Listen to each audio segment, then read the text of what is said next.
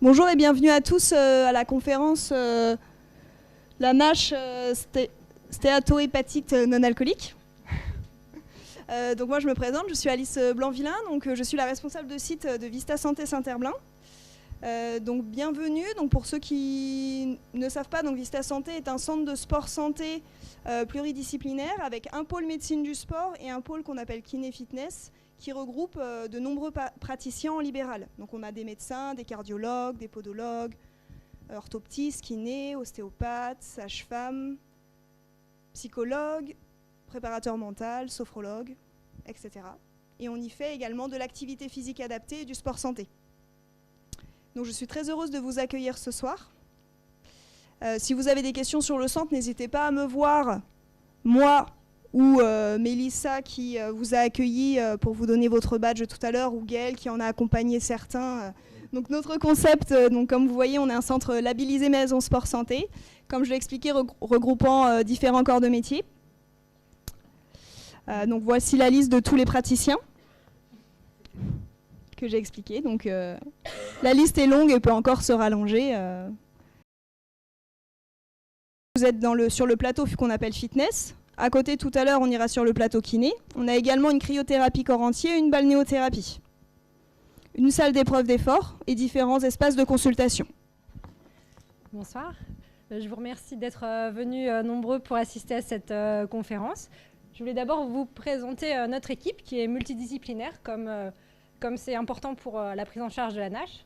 Donc, vous avez l'équipe des hépatogastro de Jules Verne. J'ai mis tous mes collègues, on est 4 ici présents. On a l'équipe du centre bariatrique de l'équipe Jules Verne, médico-chirurgicale. Et puis l'équipe Vista avec Dr Gabory pour la médecine du sport.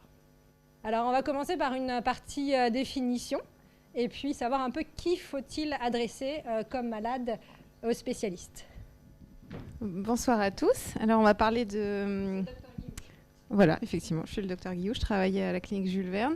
On va parler de la NASH et moi j'ai la mission de parler un peu d'épidémiologie mais sans être barbante. Donc ce sera très rapide, je vous rassure. Et puis on va parler un petit peu des causes de la NASH, même si dans la NASH on ne sait pas qui est la cause. Et voilà, on va en discuter un petit peu. On va parler un peu de ces termes parce que c'est compliqué et même nous les spécialistes parfois on est un peu perdus dans l'utilisation de ces acronymes qui sont anglais mais qui sont quand même utilisés dans nos comptes rendus. Vous allez voir, je vais parler de NAFLD. La NAFLD en fait ça définit toute la stéatose hépatique qui n'est pas liée à l'alcool, donc toutes les maladies avec de la stéatose mais pas d'alcool, tandis que la MAFLD, eh bien là, on est sur des causes dites métaboliques de la stéatose et on va inclure l'alcool.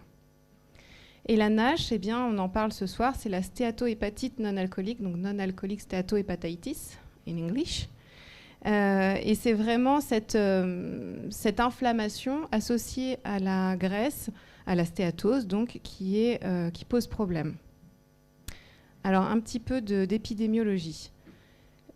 Un mot de prévalence en population générale, et c'est pas très facile d'avoir des chiffres, mais pour ce qui est de la NAFLD, donc je le redis, c'est la stéatose non alcoolique, eh bien c'est quand même la première cause d'hépatopathie dans le monde, et ça affecterait 20 à 30% de la population. Donc c'est vraiment absolument énorme, et en fait il faut vraiment, peut-être ce soir, qu'on en prenne conscience si vous ne le saviez pas déjà. Alors la prévalence de la NASH, elle est très difficile à évaluer en population générale. Ce que l'on sait, c'est qu'il y a certaines études qui ont étudié la prévalence de la NASH parmi les patients qui avaient une NAFLD. Et en fait, les chiffres sont totalement flous, puisque ça va de 5 à 60% selon les études. Donc c'est vraiment difficile d'avoir de vrais chiffres. En France, on a de la chance parce qu'on a quelques données issues de la cohorte Constance. Alors la cohorte Constance, c'est 200 000 personnes qui sont dites représentatives de la population française et qui ont permis de faire plein d'études, notamment d'étudier la prévalence de la NAFLD et elle concernait 18,2%. Si on regarde à l'échelle de la population française, c'est quand même 8,5 millions de Français qui ont un problème de stéatose hépatique non lié à l'alcool. Et un tout petit mot sur l'enfant, parce que ça concerne aussi les enfants et peut-être probablement de plus en plus, puisque la prévalence de la NAFLD, eh bien, c'est 38% chez les enfants qui sont en situation d'obésité, donc c'est vraiment énorme. Et ça va poser des problèmes puisque l'enfant devient un adulte, et s'il a une NASH, eh bien, vous verrez avec Amélie toute l'évolution et le risque de développement de maladies chroniques du foie.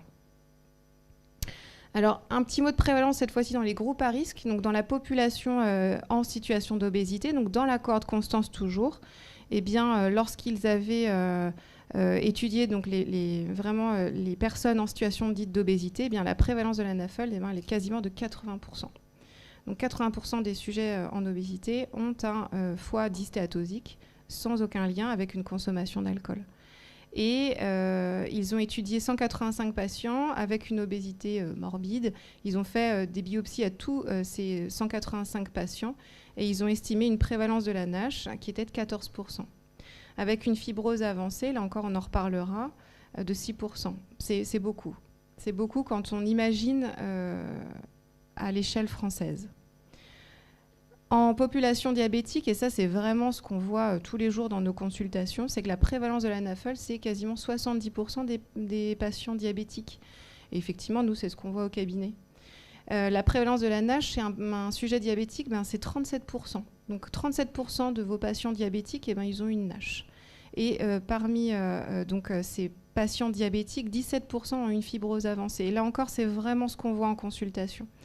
En fait, quand on voit un patient diabétique pour une NASH en consultation, c'est eux souvent qui ont des lésions hépatiques les plus sévères. Alors le problème, c'est que si on est là ce soir, c'est pour essayer de voir quelle est la situation qui va arriver dans les années et dans les décennies à venir. En fait, c'est probablement non seulement une épidémie de NASH, mais bientôt probablement une épidémie de cancer du foie. Dans une cohorte américaine, 50% des cas de carcinome hépatocellulaire, donc de cancer primitif du foie, étaient liés à la NASH. Et c'est devenu déjà la deuxième cause de greffe après l'hépatite C. Alors en France, c'est pas du tout la même chose, puisqu'on a encore beaucoup de maladies liées à l'alcool. Mais voyez la place que prend la NASH. Et évidemment, les États-Unis, ils ont un peu plus d'avance par rapport à la France. Mais ça va arriver. Et en fait, finalement, si on regarde tout ça, il y a une étude qui a modélisé tout ça et qui a prédit que l'incidence des CHC va augmenter de 125% entre 2015 et 2030. Donc ça va faire beaucoup de travail. Et le problème, un tout petit mot sur le cancer du foie, en tout cas sur la NASH, c'est qu'il y a une grande partie de ces patients qui n'ont pas de cirrhose, qui vont développer un carcinome hépatocellulaire sur 10 foies sains, ou en tout cas non cirrhotiques. Et le problème, c'est qu'aujourd'hui, on n'a pas de moyen de dépister ces patients-là, puisqu'il n'y a pas de recommandation. Mais je m'égare.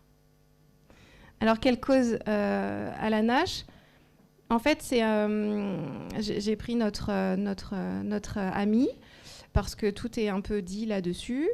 Il y a un ratio entre... il y a 2 hommes pour une femme. Et en fait, l'âge moyen, c'est une sorte de courbe en U inversée, c'est-à-dire que finalement, c'est plutôt entre 40 et 60 ans. Et en fait, les gens âgés, après, ont moins de NASH. Et on voit chez les femmes, notamment, qu'il y a un facteur, et il y a plus de NASH après la ménopause pour des raisons hormonales. Dans les causes, l'ethnie joue beaucoup. Les hispaniques ont beaucoup plus de NASH par rapport, par exemple, aux ethnies asiatiques, ça c'est sûr. Évidemment, les facteurs de risque métaboliques, et là, c'est l'obésité, le diabète, l'hypertension, la dyslipidémie. En fait, tout ce qui fait le syndrome métabolique est une cause pour développer une NASH, mais la NASH va également aggraver le diabète, etc. Donc en fait, c'est un espèce de cercle vicieux où l'un est intriqué avec l'autre. Le mode de vie, bien évidemment, est très important. Avoir un régime hypercalorique, riche en fructose, etc., c'est délétère. Le manque d'activité physique, on a beaucoup de patients qui sont extrêmement sédentaires, qui passent toute la journée derrière leur bureau, qui ne bougent pas. Et ça, c'est un facteur de risque pour la NASH. Le café, par contre, c'est protecteur. Donc, si vous êtes amateur de café, n'hésitez pas. Vous pouvez aussi le dire à vos patients. Et ça, c'est vrai. Alors évidemment, il ne faut pas abuser du café, peut-être pour des raisons cardiologique, je ne sais pas, mais en tout cas, nous, en hépato, on aime le café et c'est bon pour nos patients et pour nous. Alors, pourquoi pas? Et c'est vraiment prouvé, hein, il y a des études pour ça. Et puis, la génétique, eh bien, elle serait responsable quand même de 30 à 50% des NASH. Avec, ça a été pas mal étudié, ça l'est toujours beaucoup. Et il y a un SNP, donc ça veut dire Single Nucléotide Polymorphisme, donc c'est quand il y a une petite base d'ADN qui est remplacée par une autre. Et le PNPLA3 est fortement corrélé au développement de la NASH. Voilà, j'en ai fini pour ma partie. J'en profite pour vous montrer cette petite slide. En fait, comme on voit beaucoup de patients pour des NASH, de plus en plus au cabinet, et malheureusement, vous savez très bien qu'on n'a pas beaucoup le temps dans nos consultations de faire de l'éducation thérapeutique, c'est difficile. Eh bien, on s'est dit que peut-être on pourrait quand même, après la consultation, les envoyer vers quelques vidéos qu'on a fait. Vous retrouverez le docteur Potiron, le docteur Brio qui est arrivé derrière, le docteur Marie Guillouche qui est endocrinologue et moi-même. Et voilà, en fait, c'est 11 petites vidéos très courtes pour parler de ce que c'est le foie, ce que c'est la NASH, comment est-ce qu'on fait pour justement essayer d'améliorer son hygiène de vie, se mettre à l'activité physique adaptée. Voilà, c'est pour les patients. Évidemment, on ne touche absolument rien. Voilà, je ne suis pas l'influenceuse de la NASH, mais je pense que ça peut être un outil sympa. Voilà, vous trouverez ça sur YouTube. Voilà, à toi, Amélie.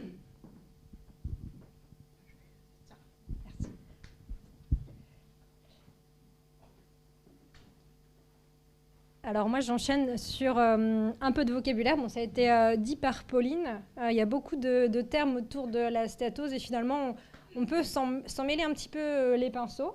Donc je vous propose un petit schéma pour essayer de visualiser ça. On a d'abord la stéatose. Donc la stéatose, c'est un excès de graisse dans le foie qui peut être lié au syndrome dysmétabolique, mais également à d'autres causes. Donc il faut d'abord éliminer l'alcool. Il y a des médicaments aussi qui peuvent donner une stéatose, et puis il y a les variations de poids rapides qui peuvent donner une stéatose. Donc il faut avoir exclu ces causes-là, avoir la présence d'un syndrome dysmétabolique pour pouvoir parler de NAFLD, de maladie du foie gras. Donc la NAFLD, c'est la présence de stéatose sans autre cause retrouvée, c'est-à-dire sans alcool, dans une population de syndrome dysmétabolique. Et nous, ce vers quoi on veut... les patients qu'il faut vraiment... s'acharner à traiter, c'est les patients qui ont une NASH. Parce que comme vous a dit Pauline, ça c'est 25% de la population. Donc on ne peut pas prendre en charge forcément ces 25% de la population. Il faut qu'on s'attaque à la forme la plus agressive de la maladie, la NASH, qui est une forme inflammatoire de la stéatose. La définition, elle est histologique. Il y a une balnéisation hépatocytaire, il y a une inflammation lobulaire. En gros, c'est une stéatose inflammatoire. Parce que c'est cette partie-là des malades qui a risque de complications, à risque de développer une cirrhose, à risque de développer un CHC. Donc ça, c'est juste pour refaire le point au niveau des définitions, parce que c'est vrai qu'on peut s'en mêler un peu les pinceaux. Le diagnostic, c'est sur un faisceau d'arguments. Donc on a le syndrome dysmétabolique, dont on parle depuis tout à l'heure. Donc il faut avoir 3 des 5 éléments suivants: l'obésité abdominale, l'hypertriglycérélémie, l'hypercholestérolémie, l'hypertension artérielle ou le diabète. Donc il faut avoir la présence de ce syndrome. On a très souvent des perturbations du bilan hépatique. Alors c'est une cytolyse faible, à 1,5 fois la normale souvent, qui prédomine sur les TGP. On a très souvent aussi une hyperféritinémie, une augmentation des gamma-GT, mais qui doit être modérée.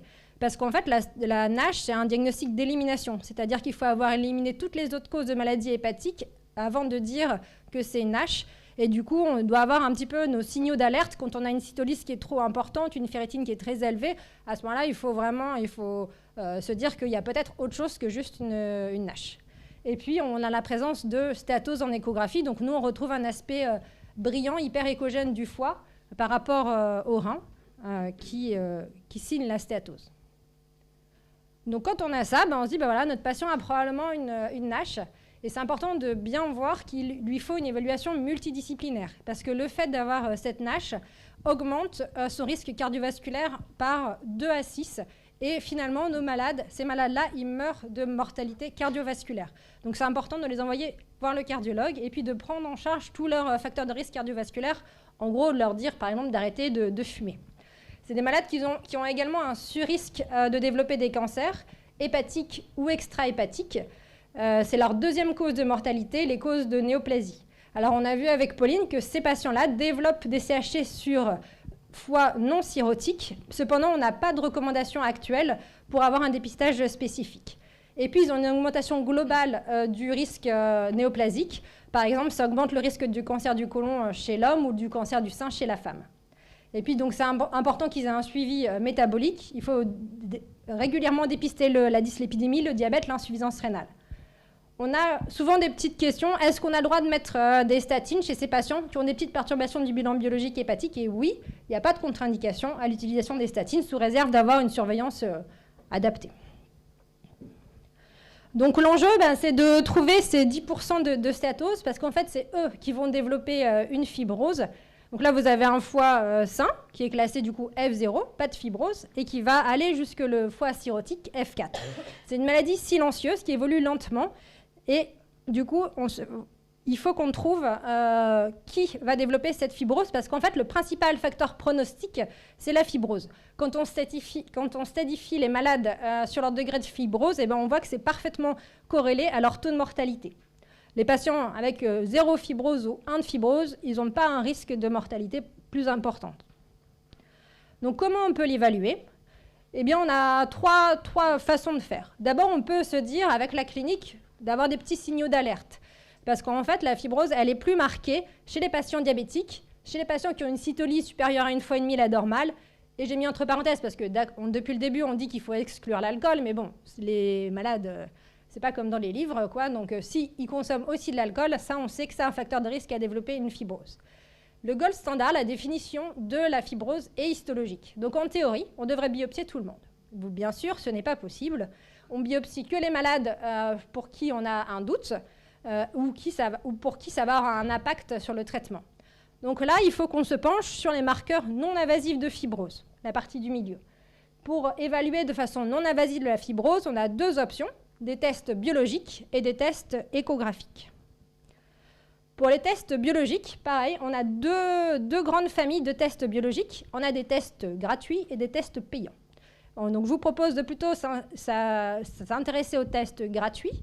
Le FIB4 et le NAFLD fibrosis. Donc, c'est des scores qui sont calculés à partir d'éléments simples de la prise de sang. Par exemple, le FIB4, il y a l'âge, les transats, les plaquettes, qui permet de calculer un score histologique de fibrose. Le NAFLD, il est aussi performant avec des choses simples du bilan biologique. Quand on a un score de FIB4 qui est normal, on sait que notre malade n'a pas de fibrose. C'est un score qui a une excellente valeur prédictive négative, donc ça permet tout à fait d'exclure les malades de la fibrose. Si le score de FIB4 ou le NFS score est pathologique, on sait qu'il faut se gratter la tête parce que peut-être qu'il a une fibrose. Cependant, ça n'a pas une valeur prédictive positive très performante, seulement 2/3 des cas. Donc il va falloir qu'on aille un petit peu plus loin. Et au milieu, on a une zone grise où on ne sait pas trop ce qu'il faut faire. Un petit point de vigilance, vous avez vu sur le score de FIB4, qui est finalement celui qu'on utilise le plus en pratique courante, eh bien, il y a les plaquettes en dessous. Donc, si votre malade a une thrombopénie d'origine hématologique, ce score n'est plus interprétable. Et puis, on a les scores un peu historiques, qui sont le fibromètre et le fibrotest, qui avaient été développés pour les patients qui ont des pathologies virales, qui sont performants, mais pas remboursés et relativement chers, donc on utilise quasi pas. Deuxième famille de scores qui nous permettent d'évaluer la fibrose, les scores échographiques. On a deux machines qui nous permettent d'évaluer la fibrose. C'est le FibroScan, ça c'est l'appareil un petit peu historique, et puis l'élastométrie. Donc en fait, on va mesurer avec une sonde d'échographie la dureté du foie, ça se fait à jeun, et puis ça nous calcule un score d'élastométrie. Si l'élastométrie elle est inférieure à 7,9, on sait que le malade n'a pas de fibrose.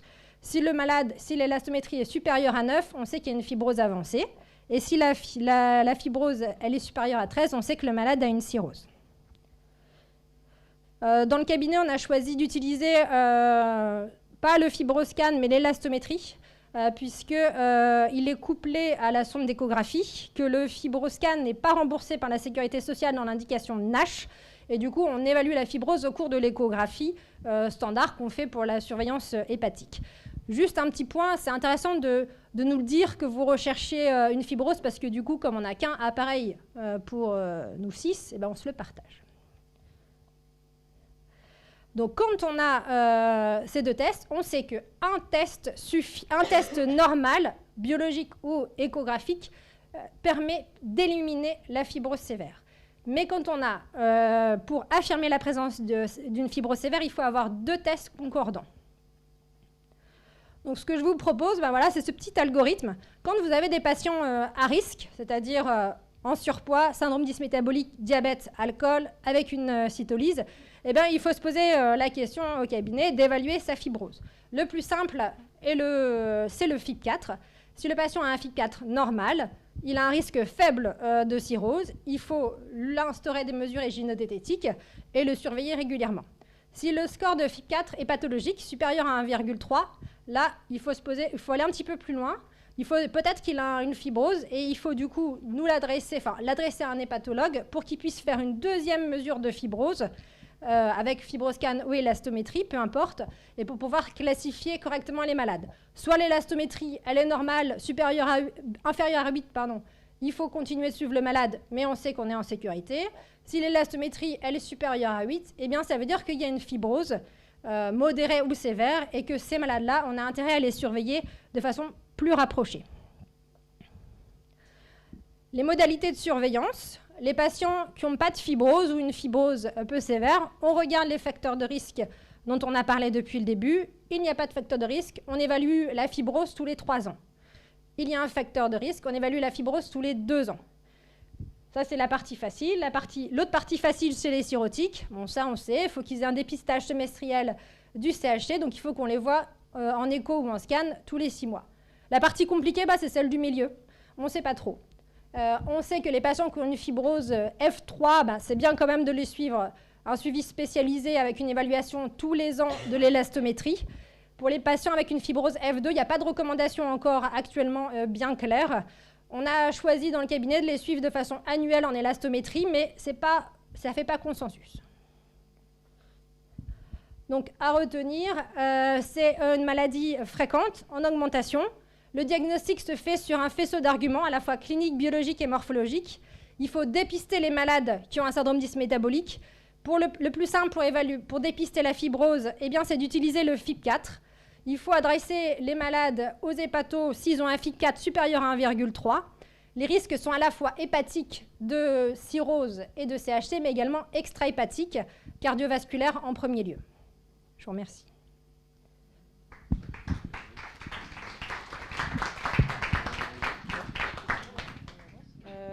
Moi, je vais vous parler de la prise en charge médicale, comment on prend en charge ces patients quand on sait qu'ils ont une H1. Et donc, je vais vous demander de participer un peu, si vous êtes d'accord. Donc, j'ai fait des petits cas cliniques qui s'inspirent un peu des patients qu'on peut voir au cabinet. Je me suis dit, ils vont se présenter chez vous, qui vont être ces patients. Donc là, c'est une femme qui a 45 ans, qui a des antécédents, donc d'appendicectomie, de césarienne, qui est hypertendue, traitée, qui a un IMC à 27 et qui vous consulte pour des douleurs abdominales pas très bien systématisées, peut-être une colopathe. Et à l'échographie, elle a une stéatose hépatique, rien d'autre. Donc le bilan de débrouillage montre un bilan hépatique normal et son score FIB4 est à 0,8. Donc qu'est-ce que vous faites de cette patiente avec tout ça ?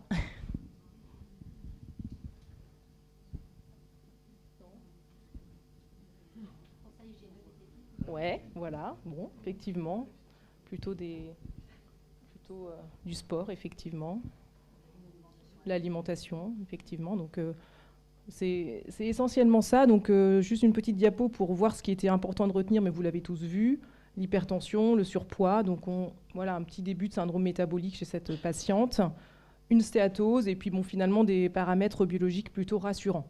Donc, comme vous l'avez dit, plutôt règles hygiéno-diététiques, l'alimentation, le sport, et puis quand même une surveillance, on peut la surveiller, donc vous allez la voir pour son hypertension, voilà. Donc peut-être lui faire tous les ans, tous les 1 à 2 ans, un FIB4, un bilan métabolique, voilà. Et donc cette dame, elle a une maladie du foie gras, une NAFLD, sans avoir de NASH. Et donc ces patients, on n'a pas besoin de les voir, nous, vous l'avez, je pense, bien compris avec la présentation d'Amélie, on n'a pas forcément besoin de les voir, mais il faut quand même que vous soyez vigilants et qu'ils perdent du poids et qu'ils rééquilibrent un petit peu leur mode de vie. Alors le deuxième, un peu plus caricatural, mais ça arrive. Donc c'est un monsieur de 55 ans qui n'a pas de suivi finalement, vous l'avez vu il y a 10 ans pour une grippe, qui est très occupé, qui est commercial, qui travaille beaucoup, et puis là, il est en burn-out, il a du stress, il est fatigué. Et finalement, à l'examen clinique, on voit qu'il a une obésité, il a 35 de BMI. Voilà, donc vous lui faites avec la fatigue, etc., un bilan pour un débrouillage. Et donc le bilan n'est pas très très bon.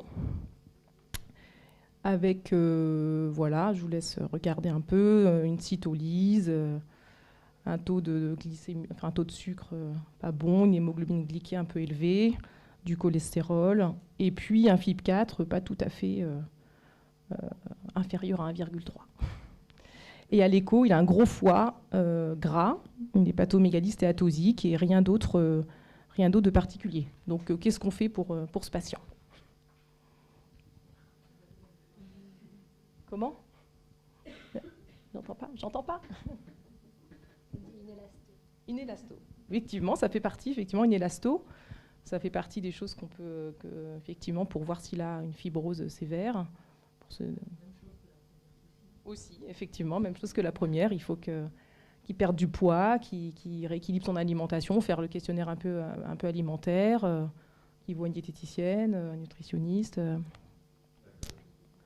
Poser la question de l'alcool, effectivement. C'est vrai que là, on parle vraiment de la NASH, mais pour faire un petit aparté, on voit quand même souvent, il faut le dire, des NASH arrosés, des gens qui ont une consommation d'alcool. Bon, c'est pas de l'alcoolisme, d'alcoolodépendance, mais commercial. Il va souvent au restaurant, c'est assez classique. Hein, ils boivent 2-3 verres de vin par jour. Ils se disent, ah non, moi je suis pas alcoolique, mais bon, ça rajoute un peu quand même ça participe quand même. Bon, je vous mets juste en rouge, mais vous aviez tous vu, bien sûr. Il a une obésité, une cytolyse, le taux de sucre, le cholestérol, le FIB4, voilà. Et donc, ce patient, on suspecte quand même, c'est gros comme une maison, qu'il a une NASH. Bon, bien sûr, il faut quand même éliminer les autres causes. Ne faut pas se faire avoir. Et puis, l'alcool, qui peut être un cofacteur, bien sûr. Les virus et puis d'autres maladies du foie, auto-immunes. Bon, c'est vrai que lui, on a l'impression quand même qu'il a une NASH. Et qu'il a peut-être une fibrose. Donc, lui, on veut bien le voir. Nous, il est bienvenu dans nos consultations. Et puis, bien sûr, il faut absolument, le nerf de la guerre, c'est qu'il perde du poids. Peut-être traiter son diabète, traiter sa dyslipidémie. Enfin, tout ça, ça va peut-être passer d'abord par un régime. Oui.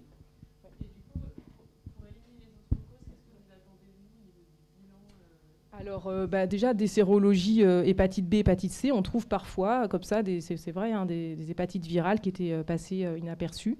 Déjà, ça, en première intention, c'est vraiment très, très bien.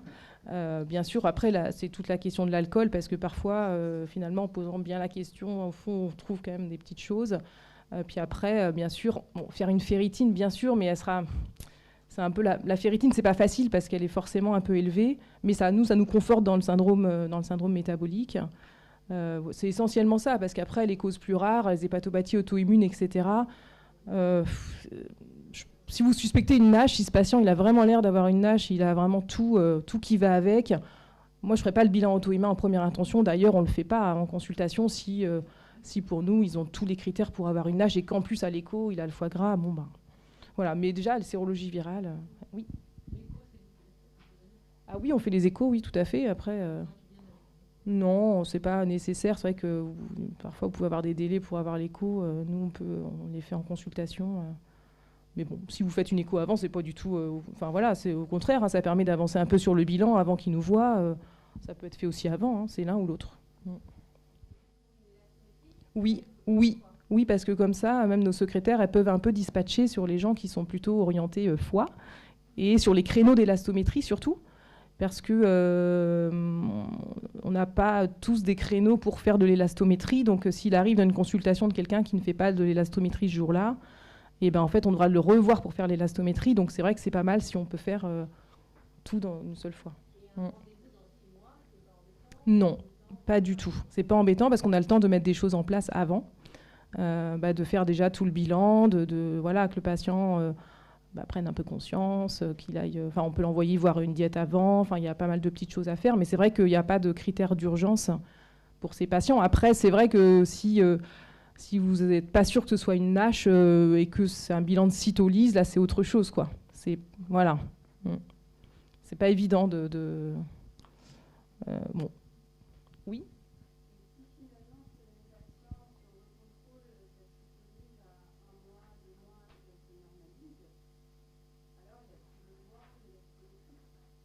Effectivement, s'il fait, je sais pas, mes collègues disent aussi, avec moi qui parle, mais je vais dire, si je dis des bêtises, je sais pas. Mais si ça se normalise, il n'y a pas forcément besoin qu'on le voit, parce qu'effectivement, il y a des patients qui ont des NASH et qui, en perdant du poids, ils normalisent, très bien. Nous, on les voit plus après. Ils n'ont pas de fibrose, ils ont normalisé, très bien. Après, il faut être vigilant et les surveiller peut-être une fois par an, parce qu'ils ont un syndrome métabolique. Voilà, mais il n'y a pas, effectivement, à part... souvent, on les voit une fois, on leur fait l'écho, etc. Et c'est vrai que parfois, ils normalisent leur bilan. Après, on leur dit, continuez comme ça. Voilà. Oui, donc pourquoi il faut les prendre en charge? Parce que ça améliore leur pronostic et que c'est des pathologies qui sont réversibles avant que ça arrive à la cirrhose. Donc, comme vous disiez, ils peuvent améliorer leur bilan hépatique, ils peuvent aussi améliorer leur fibrose et leur NASH. Donc le traitement, je l'ai mis entre guillemets parce qu'en fait, il n'y a pas vraiment de vrais médicaments spécifiques de la NASH, je le dirai tout à l'heure. Donc c'est surtout qu'il faut qu'ils maigrissent, les patients. Il y a des études, alors j'ai pas mis la référence, mais il y a une étude intéressante qui a montré que 10% de perte de poids, c'est 90% d'amélioration de la NASH. Donc vraiment, c'est vraiment ça. Et c'est finalement 10%, on ne leur demande pas de perdre 30 kilos. Bon, forcément, c'est sûr, s'ils sont super obèses, c'est mieux qu'ils perdent beaucoup de poids. Mais déjà 10%, parce que je leur dis, perdez. Ça leur semble plutôt accessible parfois. Et puis, il faut aussi prendre en charge tout le reste, comme tu disais, Amélie, cardiovasculaire. Ils ont souvent une apnée du sommeil, parfois. Les statines, c'est OK. Le diabète de type 2. Et surtout les patients qui ont une fibrose avancée. Donc là, quand vous nous voyez, ils ont une fibrose à l'élasto, ils sont F3, F2, ils ont un diabète de type 2, ils sont sous metformine. C'est pas certain que ce soit le meilleur traitement. Après, ça, je m'avance pas, je suis pas, c'est pas mon métier pur, mais quand même, on a l'impression que les études sur les analogues du GLP-1 sont plutôt intéressantes. Donc c'est tout ce qui est Trulicity, c'est ça. On les voit apparaître de plus en plus. Je sais pas si vous en prescrivez, vous, ces traitements. Ou c'est que les... Non? Oui. Vous en prescrivez? Il y en a combien parmi vous qui prescrivent ces traitements, finalement? Bon, OK. Si. Non. Mais non, mais je pense que j'avais fait une FMC et tout le monde ne prescrivait pas les traitements. Ouais, de plus en plus, d'accord. Bon. Et donc, il y a un bel essai quand même qui a été publié il n'y a pas si longtemps qui montre qu'il y a une réduction significative de la NASH et une perte de poids, donc le New England Journal of Medicine quand même. Donc un essai de phase 2, randomisé en double aveugle contre placebo. Et donc ils ont randomisé des patients dans des groupes sémaglutide, donc avec plusieurs posologies, je n'ai pas fait tout le détail, et placebo. Et les patients qui avaient sémaglutide, ils avaient une réduction de la NASH de 40 à 60% et une perte de poids de 13%. Alors ce n'est pas du tout les mêmes chiffres sur le placebo. Alors après, il y avait une résolution de la NASH, mais je ne suis pas sûre qu'il y ait un effet en termes de fibrose dans cette étude. Mais c'est quand même intéressant. Et il y a d'autres études, il y a d'autres essais qui sont en cours et d'autres traitements combinés. Je suis pas, c'est pas, voilà.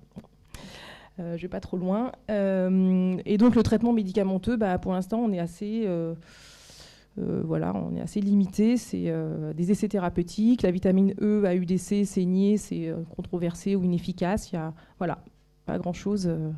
Et autrement, c'est des patients qui peuvent bénéficier de chirurgie bariatrique ou de traitement endoscopique. Donc, je vais laisser la parole à mes collègues.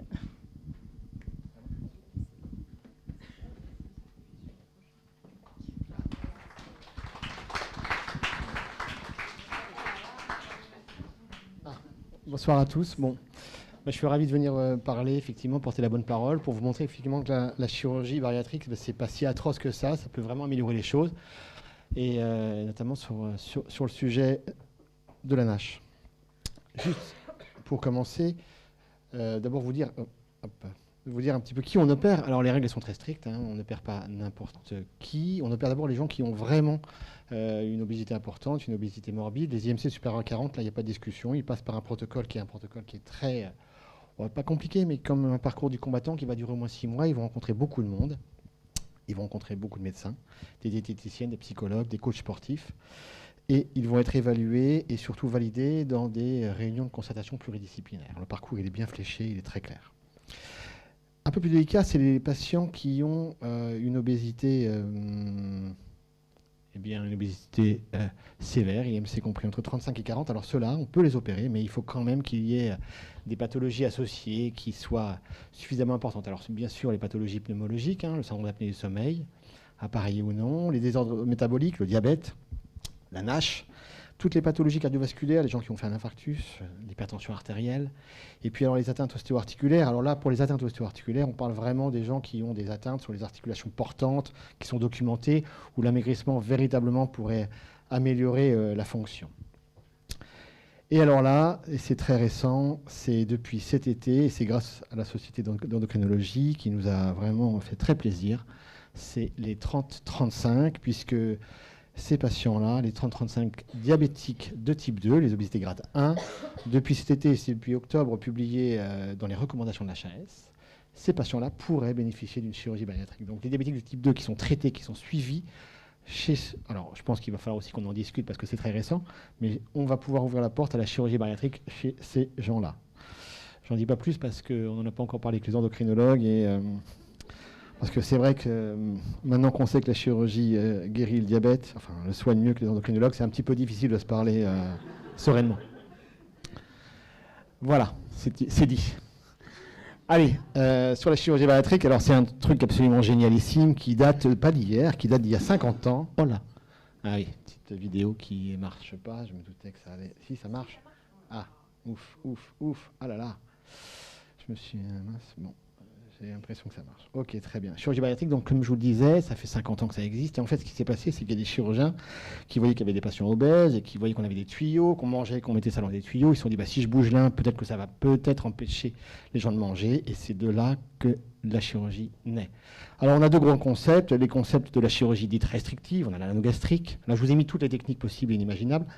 La chirurgie avec l'anogastrique et la chirurgie restrictive et malabsorptive qui est le gastric bypass. Alors là, entre les deux, on a un ovni, on a une énigme incroyable. C'est la sleeve gastrectomie qui est restrictive et qui paraît très simple, mais qui finalement ne l'est pas tant que ça parce qu'elle est véritablement une chirurgie à la fois restrictive mais aussi hormonale. On fait intervenir la gréline, une hormone de la satiété, mais aussi des mécanismes de vidange gastrique. Alors là, je vous ai mis deux petites vidéos sympathiques. En haut, vous avez un gastric bypass, et là, on est en train de créer la poche gastrique. Alors, je sais que je n'ai que 10 minutes, mais c'est un sujet tellement passionnant qu'on peut s'emballer. Et en haut, voilà, le volume de la poche, il est tout petit, il fait 6 sur 9 cm, et en bas, vous avez une sleeve gastrectomie. On est en train de couper l'estomac. Voilà, il est calibré sur un tube. Et voilà comment ça se passe tous les jours chez nous. Voilà. Alors, on va parler d'activité en France parce qu'il y a beaucoup de choses qui sont dites. Combien opère-t-on de malades en France? On en opère beaucoup. En 20 ans, on a multiplié par 20 le nombre d'interventions. Aujourd'hui, on est entre 50 et 60 000. Peut-être un petit peu moins depuis que nous avons dématérialisé la demande d'entente préalable, si bien que ça a réduit le nombre d'interventions chirurgicales. Néanmoins, on opère beaucoup. Est-ce qu'on opère plus que les autres? Eh bien, en termes de nombre d'interventions, oui, on opère plus que les autres. Mais en termes de nombre d'interventions par millier d'habitants, nous sommes derrière la Suède, qui opère plus que nous. Alors les Suédois, c'est pas connu pour être pourtant une population de super obèses. Et nous sommes aussi derrière la Belgique. Alors, ce qui est quand même intéressant de savoir, c'est qu'entre 2015 et 2025, vu qu'on opère environ 50 000 patients par an, nous allons avoir 500 000 patients opérés. Ça, c'est sans compter les 250 000 qui ont été opérés entre 2010 et 2015. Bref, c'est une réalité. Les patients opérés et les obèses font partie effectivement du paysage médical. Il faut s'y intéresser, c'est obligatoire aujourd'hui. En tout cas, c'est une réalité. Ça représente quand même ces 500 000 interventions en 10 ans, ça représente 0,73% de la population. C'est quand même des chiffres assez étonnants et assez incroyables. Alors, ce qui est très intéressant, c'est nous, on est vraiment très sensibles effectivement à nos patients obèses qui ont un vécu douloureux de leur obésité, mais nous médecins, on veut savoir, mais est-ce que cette intervention, visiblement, elle marche? Parce qu'on entend beaucoup de choses. Je suis contre la chirurgie bariatrique, je ne suis pas pour en tout cas. La réalité, c'est quoi? La réalité, c'est que depuis 20 ans, on n'a pas véritablement d'études qui nous... Enfin, toutes les études qui nous ont montré de façon épidémiologique l'efficacité de la chirurgie, elles convergent toutes vers un point essentiel, c'est que oui, on perd du poids en se faisant opérer. Là, je vous ai montré les résultats de la plus célèbre, vous la connaissez peut-être, c'est l'étude suédoise, SOS. Et cette étude, elle a... on va voir juste les couleurs. Elle a dichotomisé les bleus et les verts. Les bleus, ce sont les gens qui ont suivi sur des programmes très, très, très poussés pendant au moins 15 à 20 ans. Et ces gens-là, ils vont perdre 2% de leur perte de poids, de leur poids initial, au bout de 20 ans. Et les verts, c'est ceux qui ont été opérés. Bref, on n'est pas là pour effectivement dire que la chirurgie, c'est génial, mais on est là juste pour dire que finalement, au bout de 20 ans, eh ben, les gens, ils obtiennent une perte de poids qui est assez importante, puisqu'ils ont perdu en moyenne 12 points d'IMC, quasiment 30% de leur perte d'excès de poids. Et surtout, et ce qui est fondamental, c'est l'impact sur la surmortalité liée à l'obésité. En fait, on a une diminution d'au moins 50% de cette surmortalité, diminution de 50% du risque de mourir de maladie cardiovasculaire, diminution de 30% de mourir de cancer. Et ce qui est encore plus intéressant, c'est que sur les gens qui vont effectivement avoir une diminution de la surmortalité, ce n'est pas le niveau d'IMC qui va être important. C'est justement les gens qui vont avoir une insulino-résistance très importante. Ce sont ces gens-là qui vont vraiment avoir un bénéfice très important sur la chirurgie. Et ce sont qui? Ce sont les diabétiques et ce sont les gens qui ont de la NASH. Globalement, en fait, ceux qui ont un IMC très élevé, c'est un petit peu un concept un petit peu particulier, mais c'est un peu les healthy obèses, quoi. C'est les obèses qui vont bien, finalement, qui ne vont pas faire de problèmes particuliers. Alors, je vous ai montré ça, c'est intéressant, c'est en direct. C'est une petite vidéo que je vous ai faite pour pouvoir évaluer la perte de poids que les patients vont avoir ou auraient dû avoir avec la chirurgie. C'est un logiciel qui est disponible en ligne.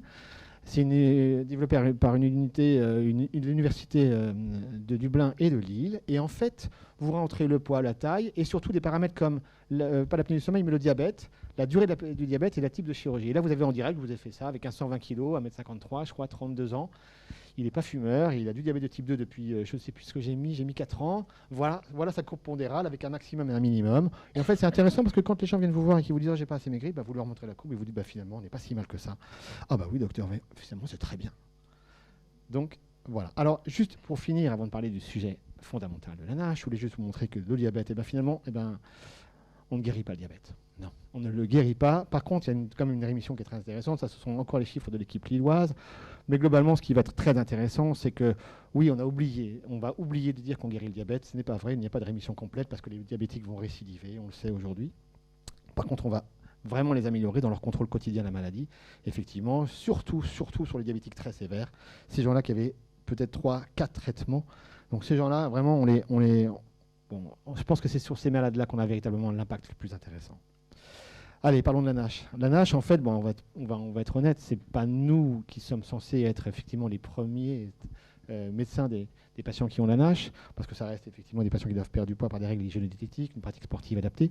Mais néanmoins, et comme tu l'as dit, Karel, si on veut une diminution de la stéatose, il faut 7% de perte de poids minimum. Si on veut une diminution de la fibrose, il faut 10% de la perte de poids. La réalité, c'est quoi? C'est que les gens qui arrivent à perdre 7% du poids, ces objectifs qui sont quand même difficiles à atteindre, eh bien, c'est 10% de la population. Globalement, 10% des gens qui vont se mettre dans un objectif de perte de poids vont pouvoir perdre du poids. Et sur ces 10%, il y a la moitié qui ne vont pas réussir à le maintenir dans les années qui vont venir. Bon.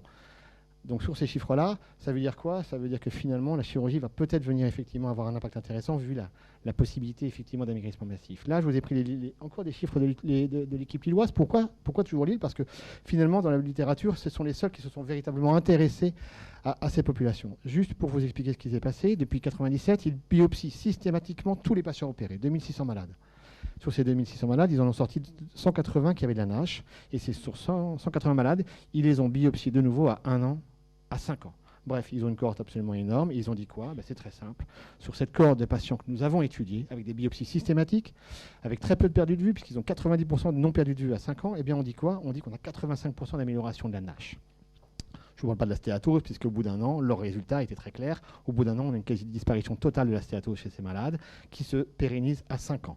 Donc 85% d'amélioration de la NASH. Les 14% qui vont rester là, les 15% qui vont rester sont des malades qui finalement se sont un peu aggravés. Pourquoi? Parce qu'ils n'avaient pas perdu de poids ou repris même du poids. Et autre chiffre sur la fibrose, ce qui nous intéresse, donc la fibrose, F1, F2, F3, F4, donc on a des résultats qui étaient très intéressants à 5 ans, puisqu'on avait une diminution de 50% globalement de la fibrose, qui était intéressante surtout sur les les fins F2, où on avait une diminution de plus de 70% de la fibrose, et sur les F3 et F4, alors là, les résultats étaient un peu en dessous, surtout sur les F3. Pourquoi on a des résultats qui étaient un petit peu en demi-teinte? C'est très simple, c'est parce que le nombre de patients que ça intéressait était quand même très très faible. Donc voilà, on avait, je crois, 40% d'émissions pour les patients qui avaient une fibrose F3 et F4. Alors, ce qui va être aussi intéressant, c'est de savoir mais quelle est la chirurgie qui marche. Alors, parce que bon, ça, ce sont des affaires de spécialistes, mais globalement, si on doit opérer les gens, qu'est-ce que je dois leur faire? Eh bien, je dois leur proposer plutôt une chirurgie complexe, type gastrique bypass, canonogastrique. Est-ce qu'il faut que je leur propose une sleeve? On ne sait pas, parce qu'on n'a pas d'études qui proposent une comparaison entre ces deux techniques-là. Pourquoi est-ce que c'est plutôt le bypass que l'anogastrique? C'est très simple. C'est que pour que ça marche, il faut qu'il y ait une restriction calorique. Et la restriction du gastrique bypass, elle est beaucoup plus importante que dans l'anogastrique. Et puis dans le gastrique bypass, il y a quand même des phénomènes qui sont des phénomènes ultra intéressants, et on le constate tous les jours, puisque nos malades régulent leur glycémie avant même d'avoir commencé à maigrir. Et ce sont ces phénomènes métaboliques-là qui vraiment vont avoir un impact sur ces patients qui ont de la NASH. Alors, je ne comprends pas. C'était dans le cadre pourtant. La mise en garde que j'ai envie de faire, c'est très simple. C'est que globalement, la chirurgie, ça reste quand même un traitement qui est un traitement ultra invasif, avec des risques, une morbimortalité. Et néanmoins, globalement, opérer des malades avec des fibroses très évoluées, c'est potentiellement opérer des malades cirrhotiques. La chirurgie chez les malades cirrhotiques, c'est quand même une chirurgie très à risque. Là, quand la cirrhose elle est compensée, on a quand même un risque de morbimortalité multiplié par 3. Et quand la cirrhose n'est décompensée, je ne sais pas s'il y a quelqu'un dans le monde qui s'est amusé à opérer des bypass chez les cirrhoses non compensées. Je pense que ça, c'est pas possible. Mais dans la chirurgie générale, on augmente le risque x 17 de complications. Donc voilà, ce sont des malades que de toute façon on ne touchera pas. Et aujourd'hui, la cirrhose, ça reste une contre-indication à la chirurgie. D'autre part, effectivement, on a ces fameuses NASH arrosées. Nos malades, ils ont quand même de temps en temps une petite imprégnation alcoolique régulière. Et je rappelle que dans les contre-indications à la chirurgie, la dépendance, que ce soit à l'alcool, au tabac ou aux drogues, est une contre-indication. Et aussi, et ça c'est une réalité, mais les séries ne sont pas très claires, on a 10 à 30% des patients qui, après avoir une chirurgie bariatrique, ont une dépendance à l'alcool post-opératoire. Voilà ce que j'avais éventuellement à vous dire. Alors, ce que je pense effectivement aujourd'hui, c'est que c'est, par mon conclusion, on voit effectivement que la chirurgie est efficace. C'est en tout cas un élément de la prise en charge. Il va falloir effectivement qu'on discute avec les instances pour pouvoir aussi élargir la chirurgie peut-être aux gens qui ont entre 30 et 35. Après, quid des formes très sévères? Est-ce que oui ou non, on va pouvoir les opérer? Est-ce que ça a véritablement un impact? En tout cas, ce qui est clair, c'est qu'il faut opérer les gens qui font du sport.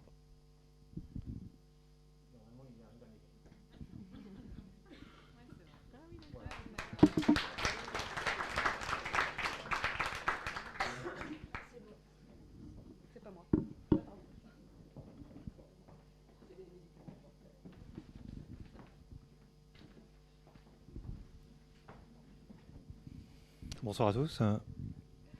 Donc Bertrand, moi je suis un des gastro-entérologues qui travaille avec Pauline, Amélie et Karel.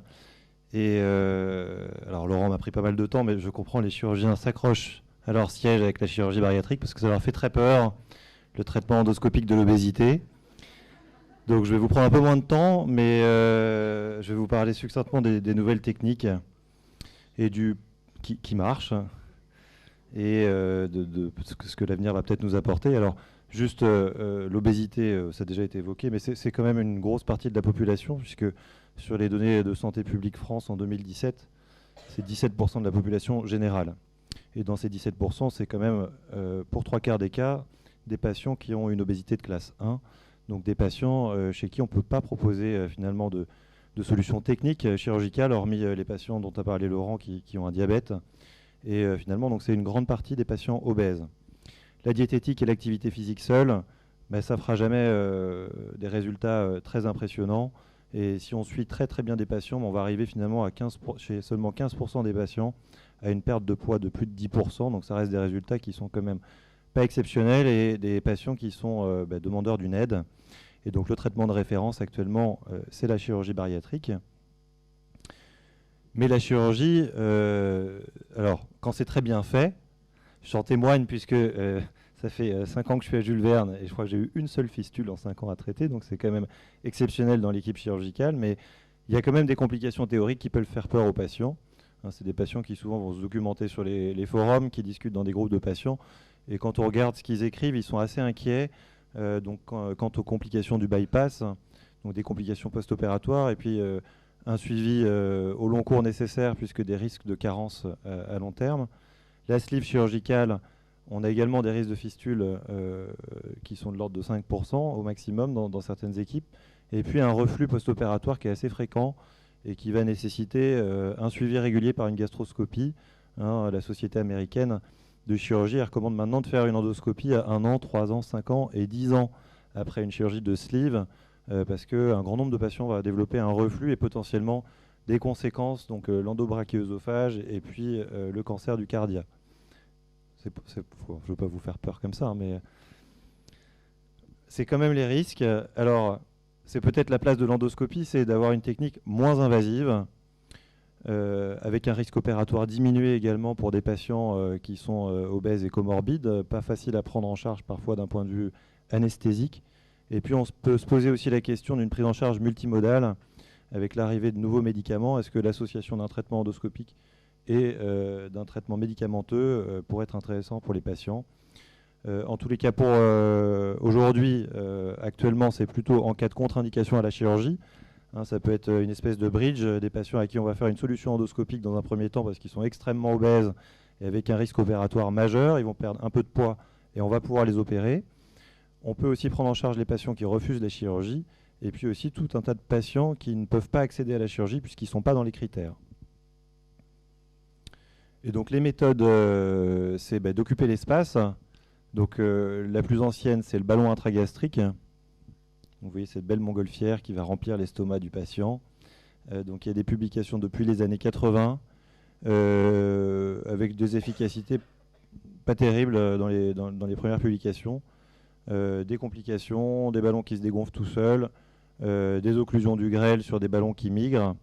Donc c'était pas très sexy dans les années 80 à 2000. Et puis depuis une dizaine d'années, il y a des ballons beaucoup plus efficaces. Il y en a plein de types. Il n'y a pas de comparaison des uns par rapport aux autres, donc c'est un peu chacun choisit son ballon, alors avec des ballons qui se posent pendant 12 mois, des ballons plutôt 6 mois, et puis des ballons plus récemment apparus qu'utilisent aussi les chirurgiens bariatriques puisqu'ils peuvent se passer du gastro-entérologue et de l'endoscopie.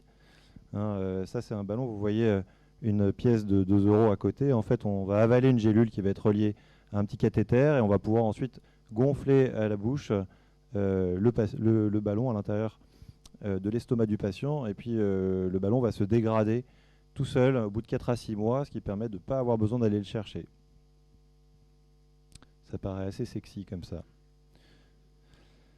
Donc on ne peut pas faire ça, le ballon, chez les patients qui ont eu une chirurgie œsogastro-duodénale antérieure, ceux qui ont une grosse hernie avec des risques d'incarcération du ballon, bien sûr les gens qui ont des troubles cognitifs ou des troubles du comportement alimentaire qui ne rentrent pas dans le cadre d'une intervention chirurgicale ou endoscopique, les femmes enceintes, les patients qui utilisent des anti-inflammatoires. Je vais passer ça. Et puis les effets secondaires après la pause, c'est essentiellement des vomissements et des nausées, des douleurs épigastriques et 5% des patients chez qui on va être obligé de retirer finalement le ballon pour intolérance. Alors est-ce qu'on a des études? Il y a très peu de choses, il n'y a que des petites séries jusqu'à récemment. Quand même une publication dans le Lancet, ça peut se signaler quand même. Sur une équipe, c'est l'équipe de la Mayo Clinic, donc c'est un essai multicentrique américain. Ils ont posé un ballon, c'est le Spatz 3, c'est un ballon qu'on peut plus ou moins gonfler et dégonfler au cours du temps en fait, pour essayer d'ajuster l'effet le mieux possible pour le patient pour qu'il le tolère bien mais à la fois que ce soit le plus restrictif possible. Et on pourrait se dire s'accorder au résultat principal qui est une perte de poids à la fin des 32 semaines de 15% chez les gens qui ont eu le ballon. Mais ce qui nous intéresse, c'est quand même que les patients perdent du poids à long terme, qui ne récidivent pas immédiatement après le retrait du ballon. Et c'est là qu'on peut discuter un peu les résultats, puisque en fait, ils ont choisi un critère qui est un peu curieux. C'est qui, 6 mois après le retrait du ballon, a encore une perte de poids d'au moins 40% de la perte initiale. C'est un peu tiré par les cheveux. En gros, ça fait qui a perdu 7% de son poids initial 6 mois après le retrait. Bon, 75%. Mais en gros, il y en a quand même beaucoup qui reprennent du poids après le retrait du ballon. Ce n'est pas non plus un traitement pour l'instant très très efficace. Donc il y a d'autres systèmes où on essaye de copier les chirurgiens. Et donc c'est le système de ce qu'on appelle la gastroplastie endoscopique, où de la même façon qu'avec la sleeve chirurgicale, on va essayer de réduire le calibre, en particulier du corps gastrique. Et je vous avais mis une petite vidéo que j'ai fait. Je ne sais pas si ça peut se lancer. Pour que vous voyez un peu ce qu'on fait en endoscopie, on met un petit dispositif au bout en fait de l'endoscope, hein, et puis là on se positionne à la jonction antrophindique avec un petit cathéter sur lequel il y a une petite hélice au bout, puis on va aller attraper la muqueuse, la sous-muqueuse et même la musculeuse gastrique. En fait, on essaye vraiment de prendre de manière transpariétale. Donc je fais une espèce de traction pour essayer de voir si toute la paroi vient correctement. Et puis on va passer une aiguille au travers pour faire un premier point de suture. Et puis ensuite, progressivement, vous allez voir, j'accélère un peu parce que c'est un peu long. Progressivement, faire des points successifs, hein, remonter de manière controlatérale, puis redescendre, et puis serrer comme ça sur plusieurs, sur la hauteur totale, la hauteur complète du corps gastrique, de telle manière qu'on parvienne à réduire le calibre et puis sans doute, comme la sleeve aussi, avoir un effet sur le fonctionnement de la vidange gastrique. Donc les résultats, c'est plus intéressant, hein, donc un essai aussi dans le Lancet, c'était l'année dernière. Donc sur une population essentiellement avec une obésité, avec des IMC entre 35 et 40 dans cette population-là. Donc c'était soit régime, soit gastroplastie endoscopique.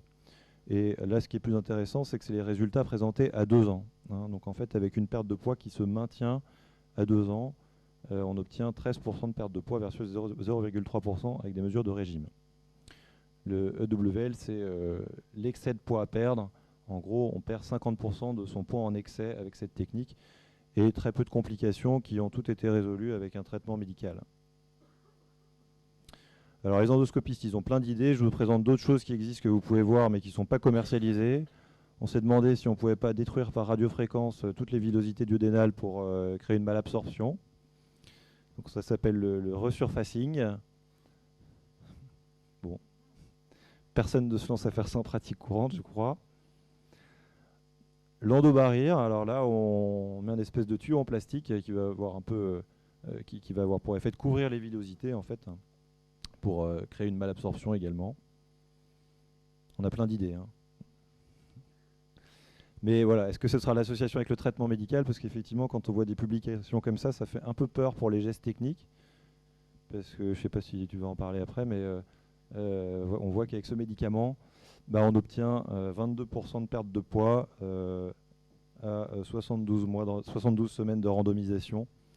Donc des résultats qui sont quand même super impressionnants. Je ne sais pas ce que ça donne comme effet secondaire, je suis sûr que ça en donne plein, mais non. Bon. Donc peut-être que l'avenir, c'est ça, c'est l'association entre des techniques non invasives et le médicament.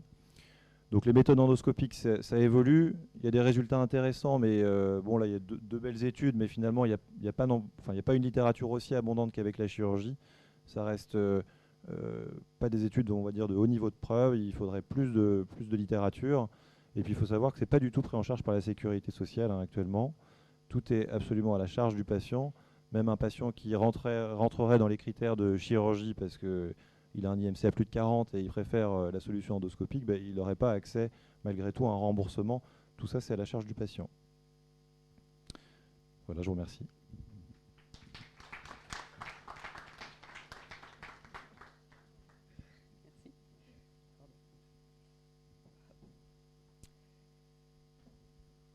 Bon, alors on a beaucoup parlé de nage, de plein de choses très sérieuses. Moi, ce que j'entends pour le moment, c'est que, à part perdre du poids, il n'y a pas grand-chose d'efficace aujourd'hui sur la stéatose hépatique.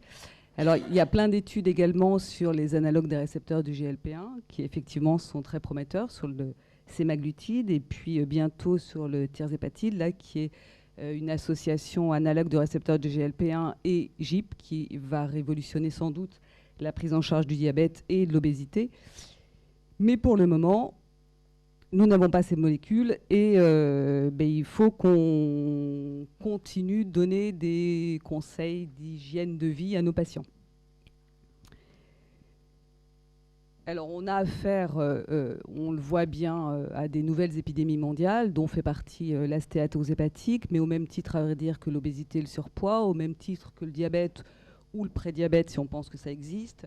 et puis les hypercholestérolémies en général. Et on voit bien que tout ça est corrélé et lié et évolue de la même façon. Et sans doute que l'hormone centrale dans l'histoire, c'est quand même l'insuline. La stéatose hépatique, ça s'appelle aussi, pour le grand public ou pour nous, la maladie du soda. Et l'idée, c'est quand même de dire que le sucre va générer des anomalies hépatiques, et va générer des anomalies hépatiques essentiellement via l'hypersécrétion insulinique. Donc je ne reviendrai pas là-dessus, mais le prédiabète, c'était un exemple que je prenais pour expliquer cette insulinorésistance. L'idée, c'est de dire toutes les situations dans lesquelles je vais sécréter beaucoup d'insuline, toutes les situations d'insulinorésistance, le prédiabète, le diabète, le syndrome des ovaires polykystiques, et toutes les situations dans lesquelles je vais consommer du sucre qui va stimuler ma sécrétion insulinique, va entraîner un afflux d'acide gras vers mon foie, et donc la stéatose hépatique initiale. Et donc nous savons maintenant que le sucre, et notamment le fructose, peut générer une stéatose, et on parle du fructose, puisque finalement ce sont ces molécules, c'est le fructose qu'on ajoute au sucre du maïs, notamment aux États-Unis, qui entraîne une stéatose, la stéatose hépatique la plus importante. Fructose qu'on utilise beaucoup et qu'on ajoute beaucoup, encore une fois aux États-Unis, parce que ça augmente le pouvoir sucrant des produits qu'aiment beaucoup, notamment les Américains. Donc, on va essayer de dépister toute cette situation d'insulinorésistance qui entraîne cet hyperinsulinisme compensatoire. Et c'est important qu'on puisse, on l'a dit tout à l'heure, intervenir à un stade précoce de la maladie hépatique, parce que celle-ci est réversible. Et c'est là où nous pouvons intervenir. Bon, je reviens là-dessus, on est passé déjà plusieurs fois là-dessus. Alors, dans quelles circonstances on va avoir cette hypersécrétion insulinique ? Le syndrome métabolique, on l'a vu tout à l'heure. Alors, je le détaille un peu plus parce qu'on ne l'a pas trop détaillé. Je rappelle que pour diagnostiquer un syndrome métabolique, il faut 3 des 5 critères suivants. Le tour de taille, plus de 94 cm chez l'homme, plus de 80 cm chez la femme. Une hypertension artérielle supérieure ou égale à 130/85. Une glycémie supérieure à 1 g ou un diabète traité. Une hypertriglycéridémie supérieure à 1,5 g, ce qui n'est quand même pas énorme. Et un HDL cholestérol inférieur à 40 chez l'homme, inférieur à 50 chez la femme. Ça aussi, je passe. Et finalement, dans toutes ces situations, avant qu'on puisse avoir des traitements efficaces qui vont arriver pour pouvoir prendre en charge cette insulinorésistance, eh bien, le mode de vie, le régime, l'activité physique dont on parlera tout à l'heure sont vraiment pour le moment la base de ce qu'on peut proposer. Et le régime le plus intéressant actuellement reste l'alimentation crétoise ou l'alimentation méditerranéenne qu'on connaît bien, puisque cette alimentation, vous le savez, a déjà fait ses preuves en termes de prévention des maladies cardiovasculaires. C'est la référence en matière de santé alimentaire. C'est une alimentation qui est saine, riche, équilibrée, qui est très étudiée aussi, qui repose sur la consommation de légumes frais, de fruits, de légumineuses, de céréales plutôt complètes, vous le savez, et de graisses insaturées, qu'elles soient mono ou polyinsaturées. Et à l'inverse, évidemment, elle est pauvre en graisses animales saturées et surtout, par rapport à ce que je disais tout à l'heure, ne contient pas de sucreries ou en tout cas de sucre ajouté, en dehors, en tout cas dans le vrai régime crétois initial, du miel qui était le seul sucre qu'on utilisait. Dans ce régime, on le sait, on consomme moins de viande et notamment moins de viande rouge. L'Agence nationale de sécurité sanitaire recommandait de limiter la consommation de viande rouge à maximum 500 grammes par semaine, ce qui est déjà beaucoup, et de diminuer la consommation de la charcuterie en général. En ce qui concerne la charcuterie, d'une manière générale, on conseille de la limiter à 150 grammes par semaine, mais dans le cas de la stéatose, c'est maximum une fois tous les 15 jours, parce que d'une manière générale, c'est trop gras, trop salé et surtout avec beaucoup trop d'additifs. Bien sûr, le régime crétois, c'est aussi la consommation des poissons, notamment des poissons gras dont on sait qu'ils sont riches en oméga 3, qui vont diminuer notamment les triglycérides et qui vont avoir un rôle préventif, on le sait bien, par rapport aux maladies cardiovasculaires en général. Bon, c'est aussi plus de légumes, vous le savez, et je ne reviendrai pas sur les légumes en général qui sont très intéressants. Par contre, je ferai un petit focus sur les légumes crus, sur lesquels moi j'insiste beaucoup. Tout ce qui est crudité ou salade va être extrêmement intéressant parce que va entraîner une diminution j'arrive plus à retrouver le mot, une diminution du pic de glycémie et donc une diminution de la sécrétion insulinique qui en découle. Les légumes secs sont également partie prenante dans ce régime crétois, qui sont des légumineuses qui sont des féculents très riches en fibres, qui eux aussi vont entraîner un pic de glycémie beaucoup moins important que les sucres raffinés qu'on utilise dans nos pays très riches, et qui sont également souvent riches en protéines végétales. En ce qui concerne les produits laitiers, on peut effectivement aussi les consommer, mais de façon assez modérée. Notamment, certaines études ont montré l'intérêt des produits laitiers qui apportent des probiotiques, notamment dans les cirrhoses. Bien évidemment, dans cette alimentation d'une manière générale, il faut oublier les produits transformés et les plats industriels qui sont bourrés de sel, on le sait, bourrés d'additifs, bourrés de conservateurs, mais également bourrés de sucre ajouté, on en parlait tout à l'heure. Et donc finalement, le menu crétois adapté à la NASH, c'est utiliser peu de sucre. Et quand on utilise du sucre, c'est plutôt du miel. Pas plus de 3 fruits par jour. Et un peu comme le diabète, on essaye d'expliquer aux patients que consommer des sucres rapides et notamment des fruits en dehors du repas, ce n'est pas une bonne idée. Un fruit en collation entraîne évidemment un pic de glycémie et donc une sécrétion insulinique inadaptée. Qu'il est intéressant de manger des fibres au repas, et notamment des fibres crues qui vont donc limiter l'absorption du sucre à chaque repas, qu'il faut oublier les produits transformés et les plats industriels, et que, une fois adapté et couplé à l'activité physique, on va avoir un rôle protecteur contre la NASH, bien sûr, qui va diminuer l'insulinorésistance et qui va diminuer les complications cardiovasculaires. Il est mignon, non? Je passe. Tout ça pour dire que la consommation de soda, et notamment de soda avec des édulcorants, doit être éliminée d'une manière générale dans la population. Et en pratique, alors j'avais mis quelques petits exemples de l'alimentation en fonction des cases dans lesquelles on se trouve.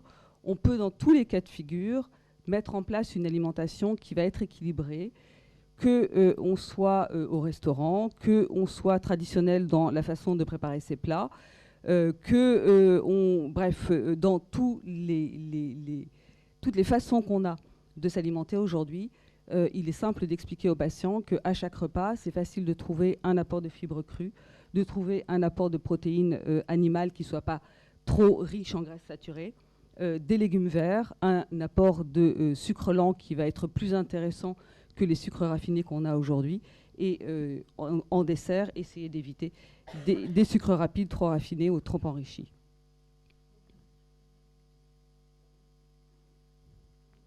Le menu grosse flemme, il est chouette, non?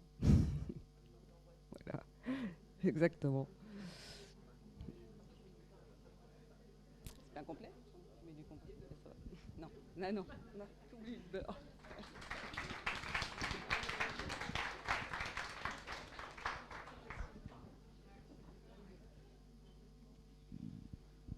Bonsoir à tous, Guillaume Gabry, donc je suis médecin du sport.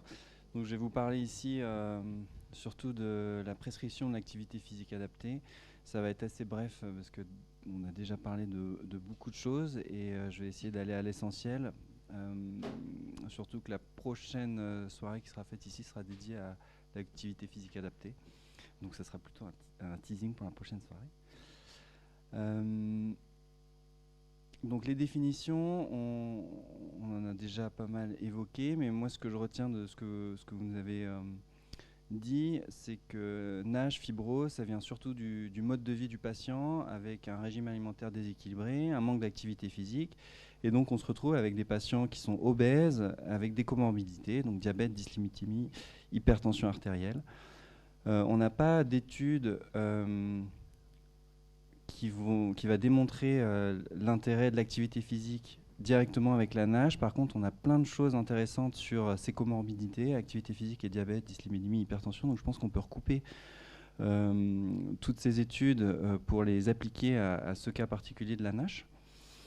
Le traitement de la NASH, justement, on n'a pas encore de médicaments qui puissent le traiter. Donc aujourd'hui, on agit surtout sur le mode de vie. C'est aujourd'hui la seule chose qui sera le traitement efficace. La perte de poids, que ce soit sur des interventions endoscopiques, sur la chirurgie, mais aussi sur des règles hygiéno-diététiques. En changeant surtout l'alimentation de nos patients, je pense que c'est surtout l'alimentation qui va permettre de faire perdre, ou en tout cas qui va jouer dans 80% de la perte de poids du patient, et puis l'activité physique et la lutte contre la sédentarité qui va aller chercher les 20 autres pourcents. Mais tout ça, c'est complémentaire. Ce n'est pas seulement le sport ou l'activité physique qui va permettre cette perte de poids. Je m'attarde un peu sur la définition de la sédentarité et de l'activité physique. Ce sont deux choses différentes. La sédentarité, c'est le temps passé assis ou allongé sur une journée. Plus de 8 heures, on va être sédentaire. Et être actif, avoir de l'activité physique, ça va être avoir une activité d'intensité modérée pendant au moins 30 minutes par jour ou 150 minutes hebdomadaires. Donc on peut être sédentaire et actif, sédentaire ou inactif. On peut avoir un travail de bureau et être assis toute la journée et par contre se déplacer en vélo ou marcher et donc être actif. Donc l'activité physique adaptée, c'est une thérapeutique à part entière qu'on peut prescrire. Le but, ça va être d'augmenter la sensibilité à l'insuline. Si on augmente la sensibilité à l'insuline, on va augmenter la consommation de glucides, on va diminuer la glycémie. On va rechercher plutôt les activités endurantes pour stimuler les fibres musculaires, les fibres lentes. Et on va accompagner la perte de masse graisseuse en évitant de perdre la masse musculaire, parce que les patients qui sont atteints de NASH, ils vont aussi avoir des sarcopénies. Et donc c'est important qu'ils ne perdent pas cette masse musculaire. Donc on va leur apporter plus de protéines dans leur régime alimentaire et surtout en faisant de l'activité physique, développer leurs muscles. Ils vont par ailleurs pouvoir stocker plus de glucides dans leurs muscles et donc augmenter encore plus leur sensibilité à l'insuline. Le but, c'est de sortir du cercle vicieux. Et puis, en plus de ça, ils vont pouvoir améliorer leur système cardiovasculaire, cardio-respiratoire. Donc, finalement, on va déclencher ce cercle vertueux et repartir dans l'autre sens. Le but de l'activité physique adaptée, c'est d'avoir quelqu'un qui puisse encadrer et personnaliser la séance en créant à partir d'un bilan initial, des objectifs quotidiens sur la séance, hebdomadaire et puis sur le long terme, de revoir le patient régulièrement pour pouvoir garder sa motivation. Donc pour ça, on fait des prescriptions. C'est un peu curieux au départ d'avoir cette prescription de sport. J'aime pas trop parler de sport d'ailleurs, je parle plus d'activité physique parce que le sport, on va avoir une notion de compétition et on n'est pas du tout dans cette motivation-là par rapport aux patients ciblés là aujourd'hui dans la NASH. Donc on parle vraiment d'activité physique. En fait, on pourrait juste dire aux patients il faut faire du sport, il faut avoir une activité physique, mais on est dans une société où on aime bien que ressortir de la consultation avec un papier avec écrit des consignes dessus, donc on fait des ordonnances. Comme pour un médicament, on va mettre une durée, ça peut être 6 mois, ça peut être 3 mois. Le but surtout pour moi, c'est que le patient, à la fin de sa séance ou à la fin de son cycle, il puisse être autonome, qu'il ait pris goût à l'activité et qu'il le fasse de lui-même. On va préconiser plusieurs types d'activités. Il va y avoir des activités d'endurance, cardio-respiratoire. Moi, je donne des exemples. Je ne suis pas exhaustif, il faut que le patient il trouve une activité qui lui plaise. Il ne faut pas que ce soit une corvée, il faut que ce soit un plaisir, qu'il y trouve du plaisir dans son activité, marche, course, vélo, natation, peu importe. Ça peut être dans des sports collectifs. Maintenant, on a des associations, des clubs qui vont proposer du judo adapté, du handball adapté. Sur Euzé, il y a du basket adapté. Donc ça va être en fonction vraiment du goût du patient. Donc les recommandations, c'est 30 minutes par jour, au moins 5 fois par semaine, sur de l'intensité modérée au départ, puis progressivement élevée. Et puis le renforcement musculaire, donc 8 à 10 exercices différents, en visant les groupes musculaires majeurs, membres supérieurs, membres inférieurs. Et le but, c'est d'arriver progressivement à des séries de 8 à 12 répétitions sur chaque groupe musculaire. Donc ça, c'est plutôt 2 à 3 jours par semaine, non consécutifs, pour permettre la régénération musculaire. Et pour compléter, on préconise aussi des étirements et des exercices de souplesse. Quels sont les intervenants qui peuvent dispenser l'activité physique ? Finalement, maintenant, on a des coachs qui sortent de STAPS avec une formation spéciale d'activité physique adaptée. Les kinés aussi, ils sont sensibles parce qu'ils ont, en fin de rééducation, souvent vont appliquer ou donner les conseils d'activité physique. Et puis à la fin de mon ordonnance, je mets un petit mot parce que l'activité physique, elle n'est pas encore financée par l'assurance maladie. Donc pour que le patient il soit conscient que c'est un engagement pour lui, je ne pense pas que ça soit une mauvaise chose qu'il y ait un engagement financier de la part du patient. Il y a certaines mutuelles qui vont prendre en charge une partie des séances ou le bilan initial. Bon, peut-être qu'un jour on trouvera un équilibre, un entre-deux, comme pourquoi pas les patchs pour le tabac, où on a un forfait annuel par patient qui doit être de 120 € je crois par an. Pourquoi pas aussi pour les activités physiques adaptées. Biblio, on a plein de choses qui sortent en ce moment. La HAS, ils ont sorti plein de documents typés par pathologie avec des ordonnances types, des recommandations. Collège français des enseignants en médecine, traumatologie du sport et de l'exercice aussi, ils ont sorti pas mal de choses. Et la direction générale de santé. Donc là, j'en ai mis 3, mais en réalité, il y a beaucoup de choses qui sortent en ce moment. C'est très à la mode. Et donc voilà, merci.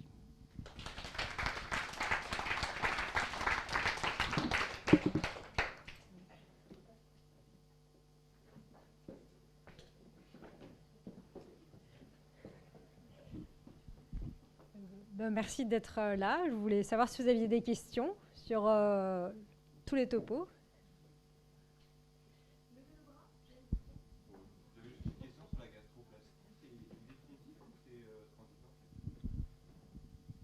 On peut considérer ça comme définitif, oui. Enfin, les patients se rassurent en se disant c'est des fils, on peut les couper. Déjà, je vois pas trop l'intérêt d'aller le faire. Et puis, probablement qu'il y a quand même des tissus qui se fibrosent, les plis les uns par rapport aux autres. Donc, il faut considérer que c'est définitif. Oui. Enfin, définitif, mais que si on fait aucun effort diététique, évidemment, l'estomac va reprendre sa taille normale. Hein.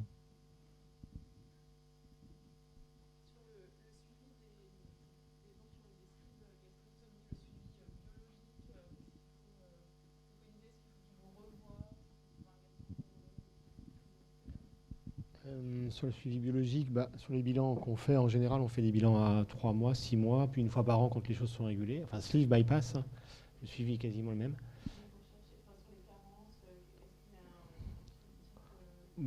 Sur les carences qu'on recherche, en général, sur la chirurgie bariatrique, on fait des carences en fer, la ferritine, vitamine B, B1, B6, B9, B12.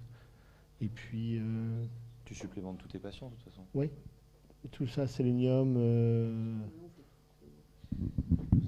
En fait, le protocole, c'est ça, c'est de faire tous les 3 mois la première année et ensuite 2 fois par an. Et c'est le bilan, il est classique, c'est NFS, ferritine, le bilan phosphocalcique complet, les vitamines effectivement B1, B12, C, A, sachant que la B1 n'est pas remboursée, la C non plus, qu'elles valent 35 ou 40 € chacune.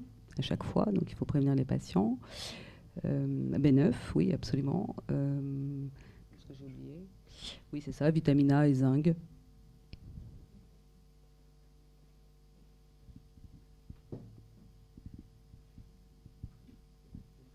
que le dosage du FIT4 il est fait de façon systématique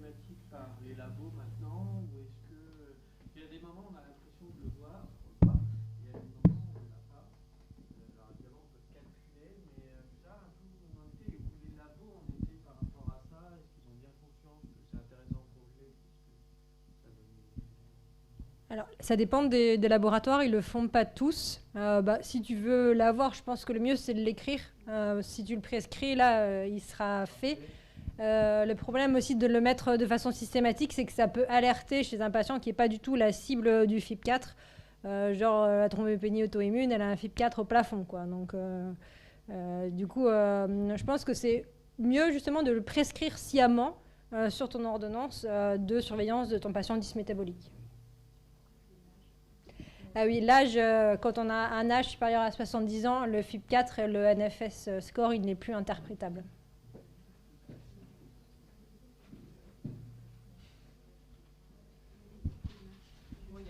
Finalement, c'est pas cela. Mais voilà, comme on a dit qu'il y avait une courbe en U, finalement, les patients plus âgés, il y a beaucoup moins de NASH. Et puis, comme on parlait de maladies qui évoluent lentement, un patient de plus de 75 ans n'a peut-être pas de nécessité d'avoir un suivi très spécialisé s'il a une simple stéatose ou une petite élévation des gamma-GT. Voilà. Là encore, est-ce que ça nécessite que nous, on le voit peut-être une fois, puis très vite, on vous dira qu'on ne va pas le suivre, parce qu'on en a tellement d'autres à suivre que chez lui, le bénéfice du suivi ne va pas être très important.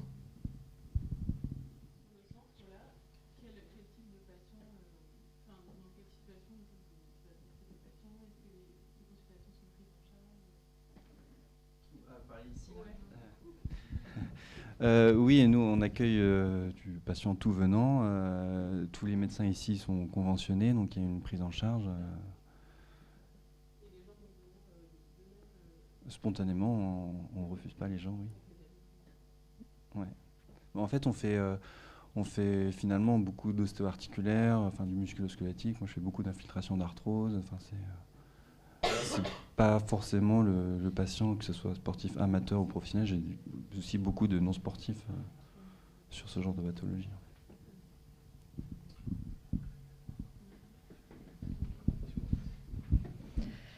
Du coup, je voulais remercier nos orateurs de ce soir parce que c'était intéressant d'avoir cette prise en charge multidisciplinaire. Voilà, je vous laisse. Merci à tous d'être venus. Merci. On peut remercier également Rémi et François qui sont derrière la porte et qui font la régie ce soir auprès des personnes qui sont en visio avec nous. On peut remercier Mélissa qui vous a accueillis tout à l'heure, Caroline et Gaëlle qui vous ont guidés à travers les couloirs de réalité. Je voulais vous informer que ça y est, les portes sont réparées et donc vous pourrez sortir directement depuis la passerelle Vista Santé en toute autonomie. Voilà. Je laisse Mélissa ouvrir les portes et on va pouvoir aller se désaltérer après cette conférence. Merci à tous.